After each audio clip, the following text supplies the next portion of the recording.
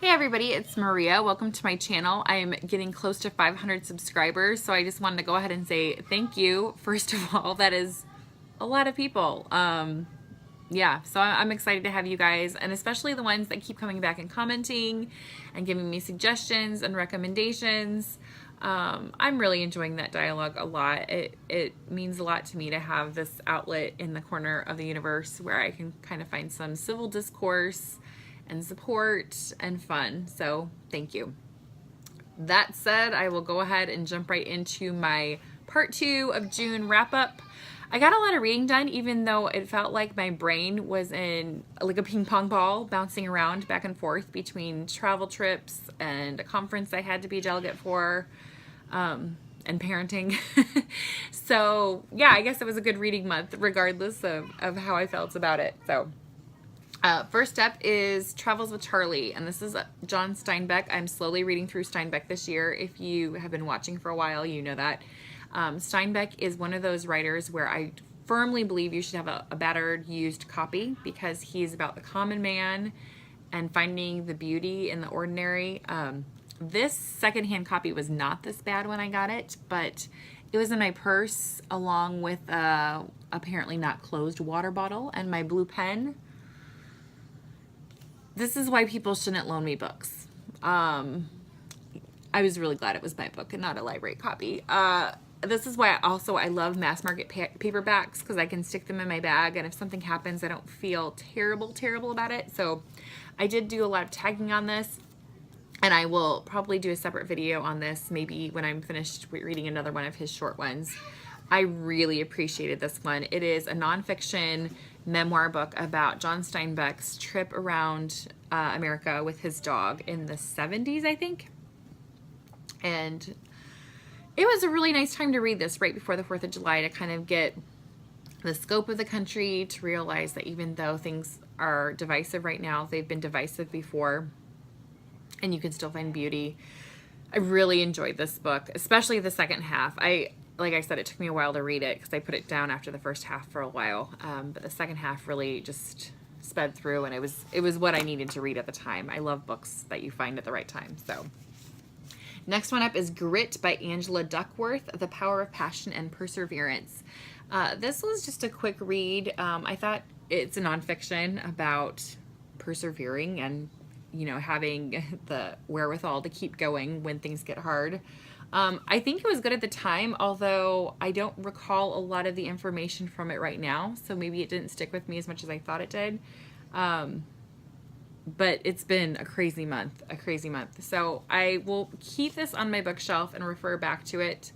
I remember feeling empowered to kind of keep going and, yeah, look for ways to kind of provide that grit and that practice that needs to happen. People are not born with grit. It's something that you have to keep getting from persevering through some hard things and kind of that endurance run. So yeah, good reminder. I guess it wasn't the most memorable books though right now, so probably just 2 or 3.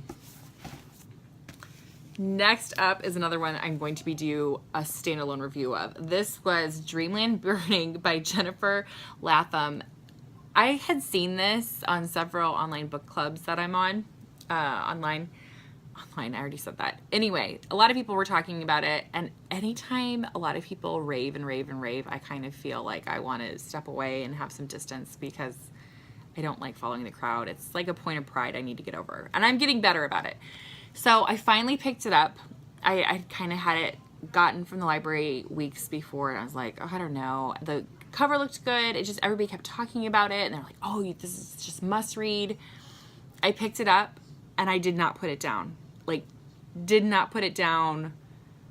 Chopped vegetables while I was reading this, which is not the best idea, but it was just so good. It is a historical fiction book about, it goes back and forth between time of present day and I think the 1921 race riots in Oklahoma. I didn't really know about that time frame. It was very interesting seeing the 2 different perspectives. Basically, the present day girl who is of mixed race finds a skeleton in her very, very nice home in Oklahoma, and she kind of has to deal with, she wants to figure out the mystery of who this skeleton is, because there's a lot of stuff going on in her life. She's kind of at a crossroads where she's trying to figure out what she wants to do with her career. She was born to privilege, even though she is of mixed race. She has that kind of flip coin depending on would people know who her white father is, and what her mom is also very well known. But when people just see the color of her skin, she says she sometimes feels like they don't give her the benefit of the doubt until they find out her last name. So she's kind of dealing with some race and identity issues, which I always find fascinating to read about. And it also brings in some class issues as well, which social justice, also one of those bing, bing, bing words that I have to read about. It really had all of my buzzwords, because it was back and forth between two time frames. It was race, justice, there was a little bit of a mystery, so you want to keep turning the page. I just really, really love this book, and I can't recommend it enough. And I'm sorry if you're one of those people who doesn't like reading what everybody else tells you to read, because I'm going to tell you to read this. It's so good. It was worth it. So yeah, I'll be doing another discussion on that at some point. Next one is Strangers in Their Own Land by Arlie Russell Hochschild. This is another one I've kind of procrastinated on because I was already kind of heartbroken over a lot of political things right now. I know, surprise, surprise. But this one is about, it's written by a liberal who goes down to the Deep South with the assumption that there must be something she doesn't understand. There aren't this many people that are choosing to vote one way, even though she believes that it's against their own interests. So it was very interesting. I heard several podcast interviews with the author, and also people just discussing the book in general. I think it is a very good read to pick up, especially if you're trying to understand more of the Trumpite mindset. Because she shares a lot of personal stories about why they're concerned about government and why they feel like they've been ignored, and justly so. She shares a lot about the environmental issues that are affecting them, and why they still don't seem to vote for the environment. It's just very interesting. Very complex book. It would take a long, long time to discuss this, but I recommend picking it up or something like it. If you want something more memoir-based, Hillbilly Elegy, I thought, covered a lot of the same information and did it in a very good way as well. Next up was I Needed a Happy Book, and this is Gretchen Rubin's Happier at Home, Kiss More, Jump More, Abandon a Project, Read Samuel Johnson and My Other Experiments in the Practice of Everyday Life. Gretchen Rubin is the woman who wrote The Happiness Project. She also has a podcast, and she just studies the pursuit of happiness and what it means to kind of make little changes in your life to make things better for yourself. This was a really fun read. It kind of made me think more intentionally about things. I'm in the process of kind of going through our house and trying to figure out what changes I do want to make. We've decided to stay here a little bit longer than, of course, we had planned in the first place. We always evaluate every couple of years. But it was really a nice thing to kind of think about what are the little things that we complain about that we could totally change to make our life better. Whether it's, getting the dishes out that you really enjoy, or putting a pop of color in, or painting a wall, making shrines. She talks about a lot of making shrines of things that you love. And we've recently did that with some of our nature things. Which has been really one of the happiest changes. It was a $4 shelf from Goodwill and things that we already had. And every time I walk past that corner of the room, I just get happy. She talks about her shrine to children's literature, because she's a children's literature nut. And I just think little things like that is what makes life richer. And so I really appreciate this book. If you're feeling like you need to find a spark of hope, this is a good one to pick up. I also read one on, I started reading on an e-reader more, Simple Matters and Living with Less and Ending Up with More by Erin Boyle. It was just a quick read, but again, kind of in that same mindset of simplifying out the excess and finding our center, what makes our dwellings and our homes more satisfying to us. So it was just a good book. Lots of pretty eye candy. I love pictures, like great, not illustrations, but great pictures and decor. This is another one. Again, I needed some happy. It's Kids Are Weird and Other Observations from Parenthood by Jeffrey Brown. This is written by the same person who does the Darth Vader and Son books. And I actually read this with my kids, which was kind of funny. I wasn't intending to. I was just having a rough parenting month and thought that I would pick up a book that would make me laugh. And my kids found it first, and they were just cracking up. They didn't laugh at the same things I did, but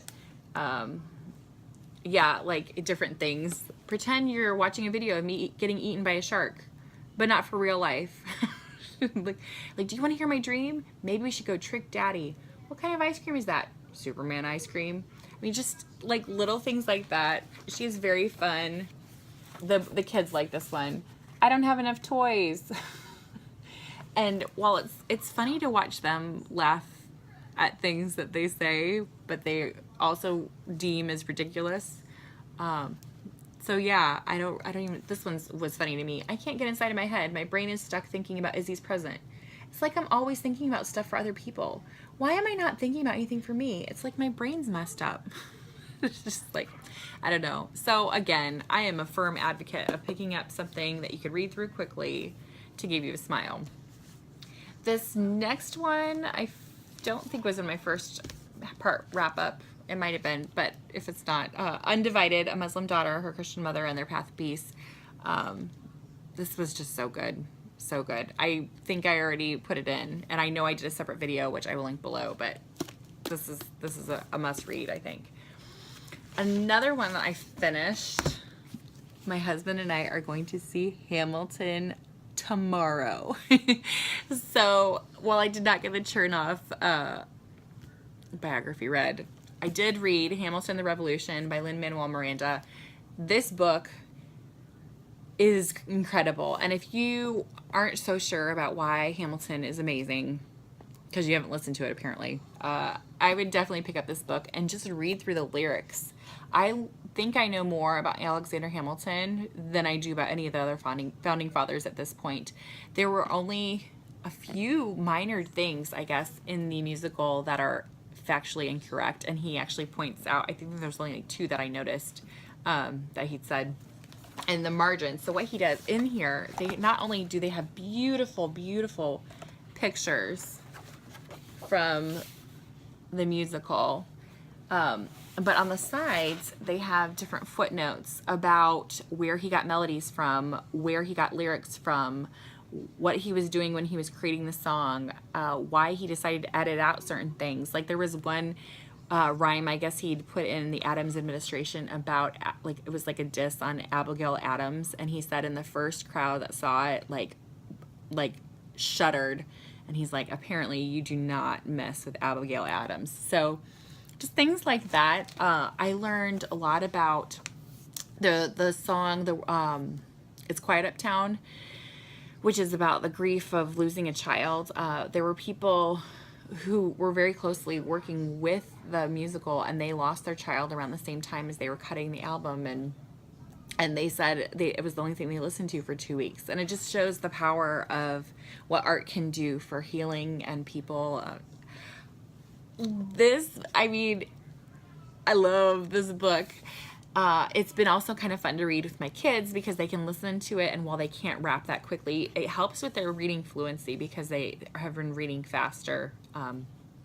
I can't say enough good things about this or Hamilton. I will do a complete other Hamilton gushing.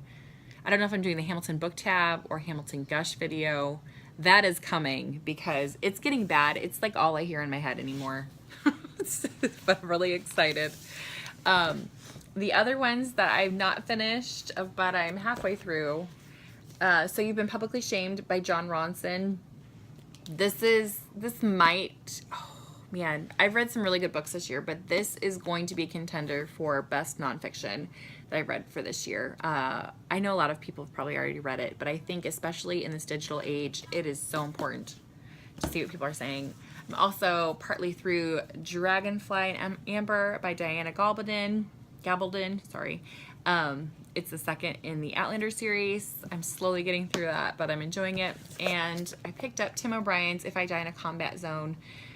Box me up and ship me home. He wrote The Things They Carried. He writes a lot of war novels. These are short stories, and they're gutting and really good. So I'm excited to finish that. So that is what I have currently read. Well, that's what I read in the last half of June, which is a lot, really. I've got more on my July reading coming up that I've started, although some of my plans changed, so I won't get in as much as I had hoped. So I will talk to you all later. I would love to see what were the things that you loved in reading in June. If you've done a wrap-up video, put the link below if I don't normally follow you, because I would love to see some of those things, especially with great recommendations. And again, if you have any comments on any of these books or Hamilton, please go ahead and put that in the comments. I will talk to you later. Bye.